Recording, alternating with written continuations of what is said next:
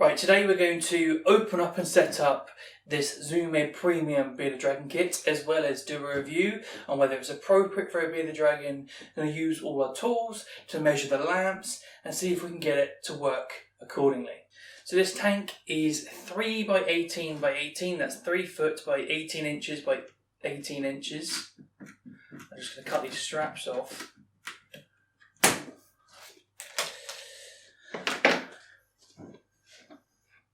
There we go.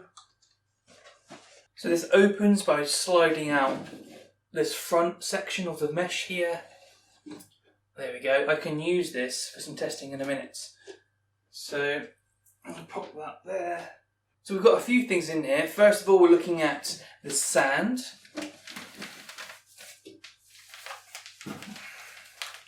This is Zoomed's ReptiSand.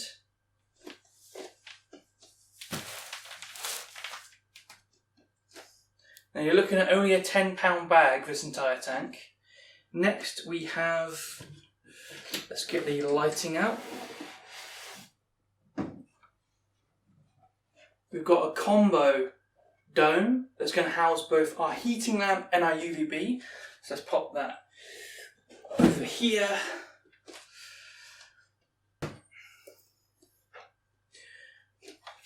We've got two bowls, one can be a food bowl and one can be a water bowl. I'm going to pop that on top of there.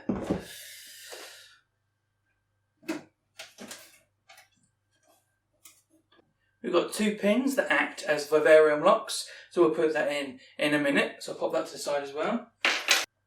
We have the reptile basking spot, and this basking spot is an incandescent lamp that's just used for heat, so that's going to be cool, we'll use that in a second.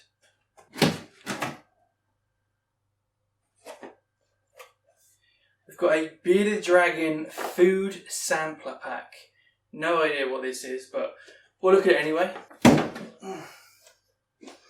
Right, so I ended up just ripping the cardboard off because I don't actually need that. And it was a bit of a pain to actually get out, so I don't like the fact that it's stapled in place. I guess the reason that it's stapled so it stands up nicely in the kits to be displayed on the shelf. But a bit of a pain actually getting that out.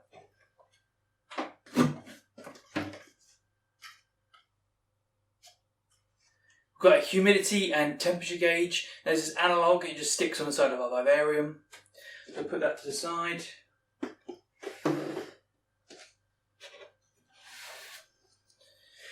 We also have Zoomed's Guide to Bearded Dragons. So we'll also see if I think that's any decent. We'll see. So I did think that this was all cracked at the bottom, but actually it's just really messy silicone work. There's like really thin strands of silicone across the base. But there's nothing a Stanley blade won't fix, I don't think. Right, so first things first, we're going to get the substrate in. That's going to be as simple as just opening this bag up and pouring it straight in.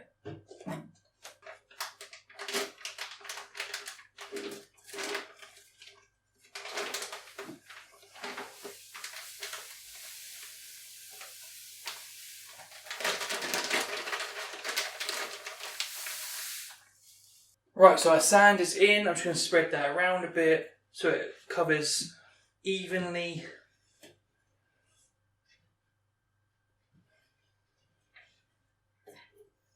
I'm not going to lie, there's barely any sand here. But anyway, we'll move on with the process. So next, I guess we're going to get in the water bowls. So let's grab those. We're going to place some water bowls down. Food and water dish, I guess. I guess the flat one's preferentially going to be your food dish, and the one that's actually like concave is going to be your water dish. So we're going to plonk them down. See, what I would do is take this humidity temperature gauge and stick it to the side, but I'm not going to because I'm going to place it somewhere different than what they say. But just imagine that I've placed this here and I've stuck it to the wall. Right, let's open up this Bearded Dragon food sampler value pack. Let's see what's in here. Okay, so we've got reptile calcium, that's pretty cool. So it's the reptile calcium without D3. We've got Zoomed's juvenile bearded dragon food. Not sure I'm going to touch that. So you've got a sampler pack of Zoomed's ReptiBite, a multivitamin essentially. So there's a little bit there before you actually go and buy the whole product in the store. You've got ReptiSafe for water, dechlorinating and whatnot. Don't really need that in the UK, but you Americans might need that. So the next two things that I've pulled out is a can o' worms, which is a can of mealworms. And the next thing is a can of tropical fruit mixins papaya. So I don't think I'll be using any of that, to be fair. So out of all of that, the things that I would actually use is your Reptile calcium without the D3, and then I would use the multivitamin. But other than that, the rest of it is probably going to go straight in the bin, to be honest. Right, the next thing is to get this screen back on and then work on the lighting. Put the screen back on.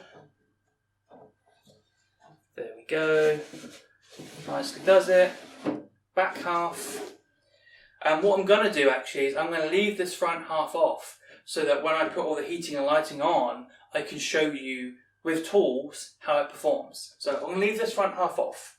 But imagine that it's on. Right, so in the dome fixtures we have two E27 fittings on two domes. They're attached by two wires. So what I'm going to do is plonk that there for now.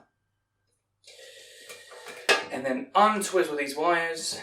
Right, so now we've got these plugged in, but before we turn this on, we need to put the lamps inside this. So I'm going to pop this on its side so you guys can see. So if we open the basking light up, you'll see that it's typical incandescent basking lamp with a screw E27 fitting. So we're going to fit that inside this dome here.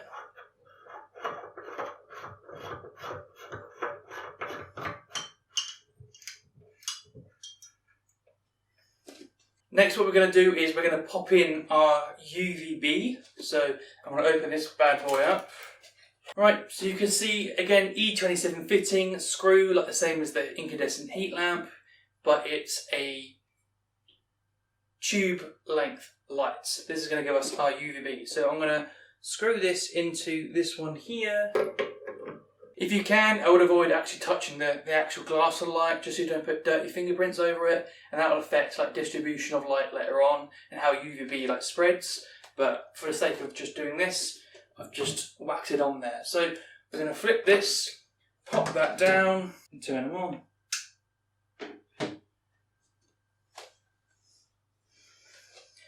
Right, so both lamps are indeed on. To be fair, I didn't even know that this one was on, it's so dim. So if I turn that off, you can barely tell that it's even on. I don't know if you can see that on camera or not, but that UVB is on.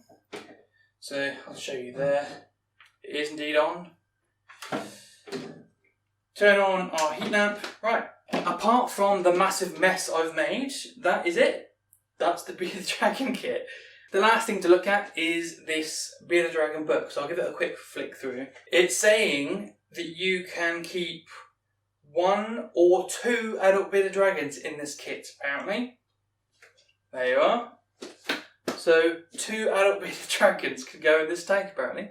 But yeah, anyway, let's look at the output of these lamps. So I have specialised tools here. So this right here is a solar meter. It basically is going to read the irradiance, the output of UVB from this coil. Or compact, shall I say, it's not a coil.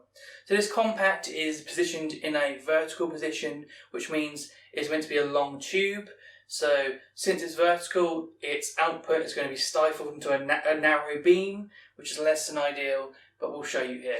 You won't be able to see the numbers on the screen, so I will call them out as I'm reading it, and then I'll put like numbers popping up on the actual video in post. So I'm going to come round to your guys' side. Right at the bottom, we're getting a UVI of 0.6. Bearing in mind we should want a UVI of a minimum of 3. Typically you want 4 because UVI 4 is what they've been found to bask at a lot in the wild. But you can scrape by 3, just about scrape by. So 0.6, 0.7, it's not even a UVI of 1. That is not going to serve a Be the Dragon. But let's see how far up it needs to be before we actually get to the UVI that we need. So 1, 1.9, 2. There we go, we've got a UVI of 3 right about there. But because of the way that it's vertically positioned, if I shift to the side even so slightly, it drops off to 2.3, or over here 1.92. So what's going to happen is the dragon is going to sit under the heat to be basking and warming up, and then what's going to happen is it's going to be underexposed unless it sits literally right here underneath this coil. So less than ideal. These compacts are designed to go sideways, not vertical. I'm sure it can work vertical and give some form of output like we've displayed here, but it isn't actually suitable. So this UVB is actually far too weak for this tank, for a bearded dragon to actually get enough UVB to actually produce the vitamin D for them to metabolize calcium. So if you had a bearded dragon long term at such low values on the floor like this, which most people would set up as per looking at this tank, you would say it's got the lights, pop the dragon in, it would be underexposed and get metabolic bone disease. But let's actually look at the heat lamp, because I know these heat lamps are actually really decent, but let's have a look anyway. So my next piece of equipment is a power meter. This is going to read the infrared irradiance of this heat lamp. Basically, I'm going to tell you how much infrared and how much heat they're going to get at a certain distance. So for a bearded dragon, I'm looking at somewhere sort of like around 300 watts per meter squared. So on the floor, we're looking at 160, which honestly isn't terrible. Moving up, we're getting to 250.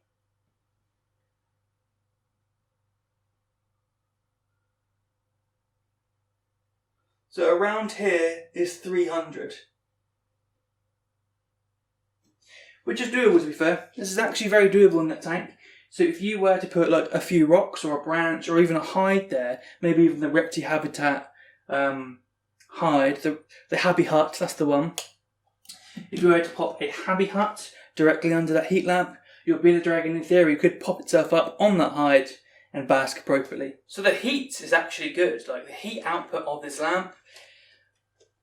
I would keep this lamp. This lamp is not suitable, and it's going to be a disservice to any bearded dragon or any growing bearded dragon that's going to go in this tank. So this needs to change, this can stay. The next thing I want to discuss is the obvious size. This isn't suitable for an adult bearded dragon whatsoever.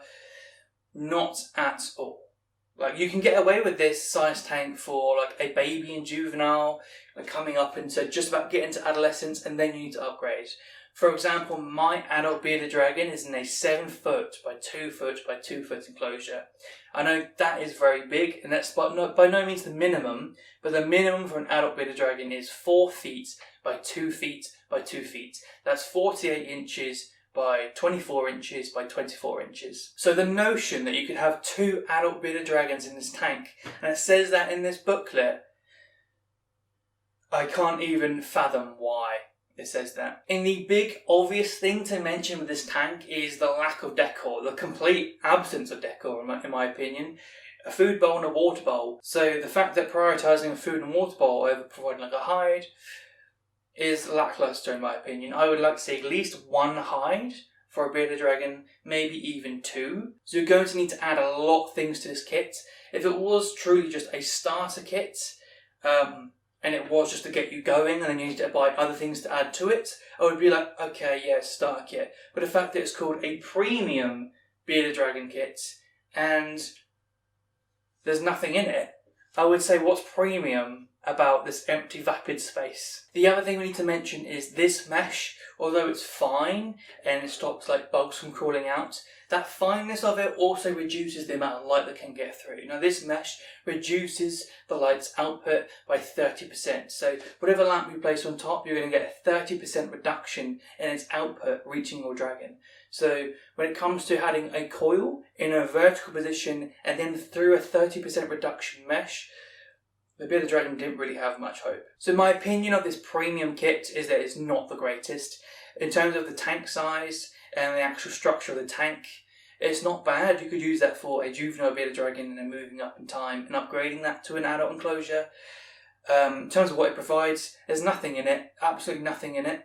And then when you actually provide the bulbs supplied with it, most people aren't going to be talking about getting decorations and raising the basking platform so the bearded dragon can get up to a certain level of UVB and energy from these lamps. Instead, people are going to set this up, leave it flat, and expect this to be good enough. When in fact, if you do that, the bearded dragon will get metabolic bone disease, it will get sick, and eventually if that isn't rectified, it will die. Also, substrate-wise, there's barely any substrate with this kit. I like to have at least 1 inch or 1.5 inches or 2 inches of substrate. The whole purpose of loose substrate is so that a bearded dragon can dig and use those limbs to produce those behaviours that is natural to them, that allows them to be what they are. Also, the softness of substrate offers suspension on their joints, so they're not constantly on hard, compact substrate constantly. So what's the point in providing substrate that's that thin? I can literally, if I drag my fingers through, you just see this big line of glass between where I just drag my fingers. It's not an appropriate amount. I get it's there to get you started. Again, starting and premium are two different concepts in my mind. So I think you would need at least another bag, if not even 3 bags in this tank to make it appropriate in my mind. In terms of the actual sand itself, I have no problem with the Repti sand. It's just basically sand. It's appropriate for bearded dragons. They do live on sand in the wild. So there's nothing wrong with the sand itself. It's just the lack of the quantity of it. I would also like to talk about the price. I believe the price Petco is $260 or around that for what you're getting here, and being told that it's premium and that you can have an adult bearded dragon in this tank and this suits a bearded dragon and it's not going to kill it and it's going to be fine, and then you can have 2 of them in here. The price is just ridiculously high. If this was a lot cheaper and marketed towards being baby tank, I would think that a lot more appropriate, as well as a different lamp in here for the UVB, because this isn't going to work. So for those of you that already have this tank, already are using it, and are now watching this video and thinking, Christ, what do I do now? Don't worry about it, we got you. We're going to make a video on how to actually modify and add things to this setup to make it working, to at least actually keep a bearded dragon healthy. And then after that, if you've got an adult in here, you can think about upgrading, or if you've got a juvenile, you can at least look after them properly and then upgrade later. So if you're looking for how to modify this to make it work and make it appropriate for a bearded dragon, watch this video right here.